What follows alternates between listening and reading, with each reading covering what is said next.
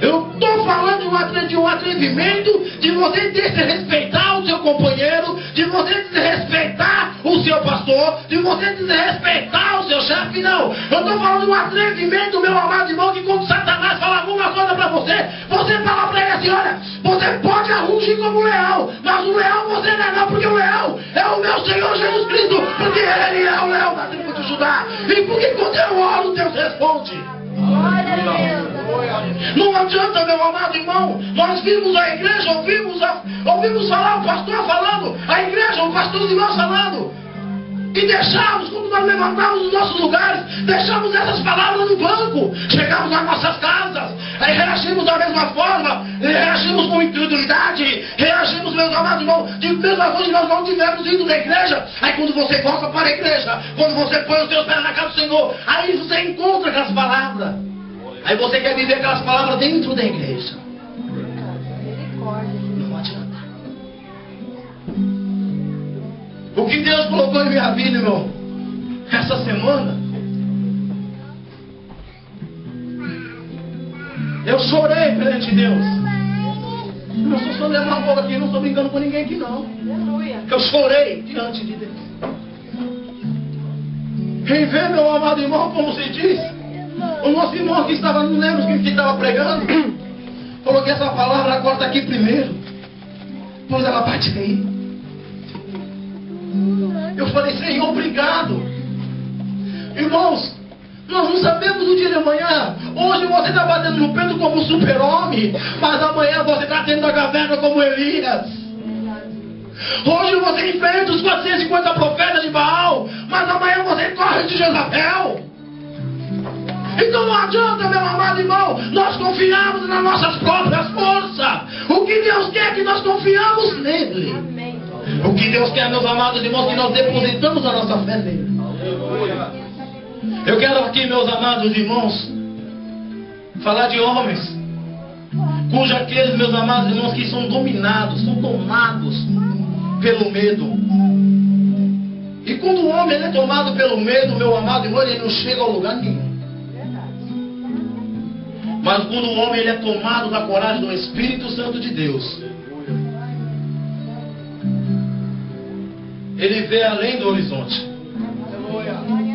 Ele vê além da sua imaginação.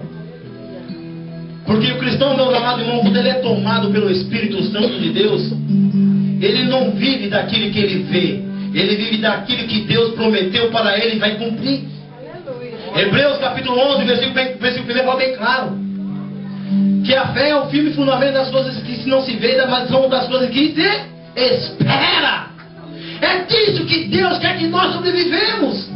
Não, mas pastor, para mim poder ter essa fé, como se acabou de relatar aí na palavra de Deus, que isso é pelo Espírito Santo de Deus. Como eu faço para ter o Espírito Santo de Deus? Eu pergunto para você nessa noite, quando você levantou a sua mão para Jesus Cristo, reconhecendo a Ele como seu único e suficiente Salvador, o que você declarou para Ele? Jesus, eu entrego a minha vida em tuas mãos. E quando você disse: Jesus, eu entrego a minha vida a ti, e Jesus disse: pois eu entrego o meu Espírito agora a você, e você recebe agora o meu Espírito. E essa fé, meu amado irmão, de você levantar e dar glória a Deus, essa fé de você levantar, de vir para a casa do Senhor, isso não é da carne, porque a carne, ela deseja declinar para o pecado, mas o Espírito Santo, ele traz você aqui para ser vencedor.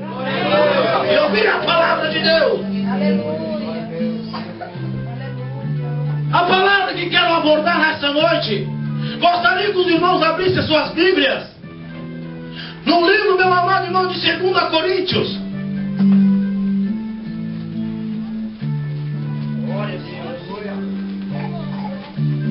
Convido a toda a amada igreja a se colocar em pé em reverência à palavra do Senhor.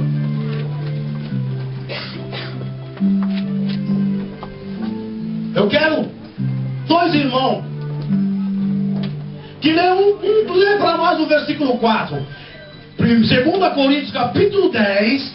2 Coríntios capítulo 10, o versículo 4. Lê para nós bem alto, quem puder. Porque as armas da nossa milícia não são carnais, mas sim poderosas de Deus para destruição das fortalezas.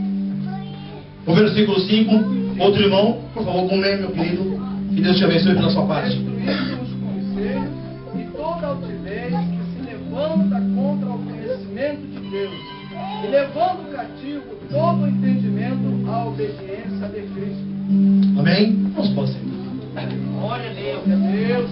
Meu amado irmão, nós estudando essa palavra, qual Deus nos concedeu essa semana, vimos que quando o homem, ele quer se preparar, meus amados irmãos, com suas armas humanas, usando as suas habilidades, astúcias, influências, riquezas, capacidades. Essas são as armas, meus amados irmãos, inadequadas. Principalmente, meus amados irmãos, quando ele quer usar principalmente as armas mais ainda perigosas contra a sua própria vida, as armas carnais. Quando ele quer usar filosofia, costumes de outras pessoas, segundo a palavra de Deus, com certeza esta pessoa será totalmente destruída pelas fortalezas de Satanás.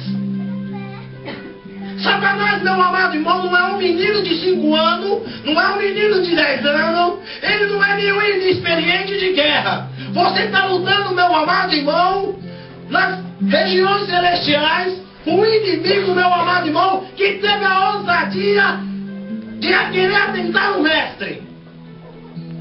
Então, meu amado irmão, quando Paulo, ele começa a dizer que nós precisamos usar as armas da nossa milícia, no tempo de Cristo, no tempo de hoje, eu quero dizer para você que uma das maiores armas que vence o diabo é a oração.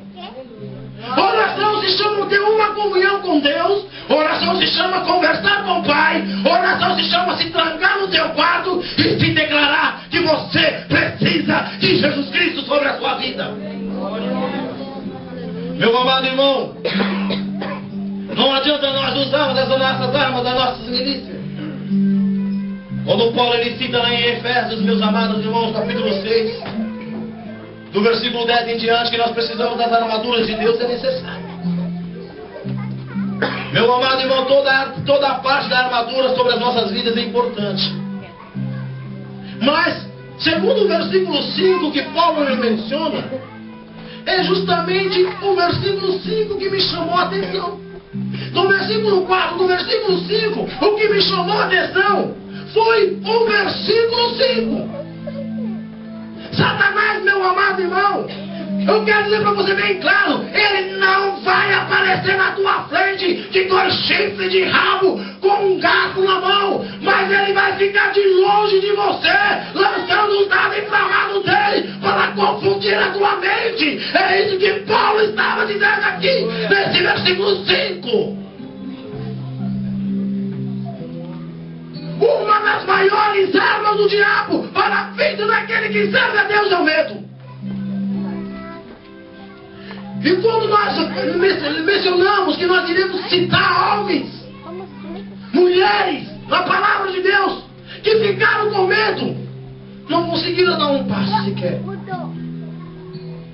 Meu amado irmão, quando Paulo ele estava falando aqui,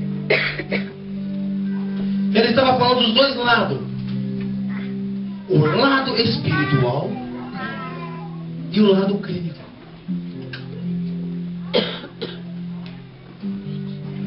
Tanto o lado espiritual, tanto o lado clínico da nossa vida, devemos tomar atitudes para podermos vencer as astúcias do maligno.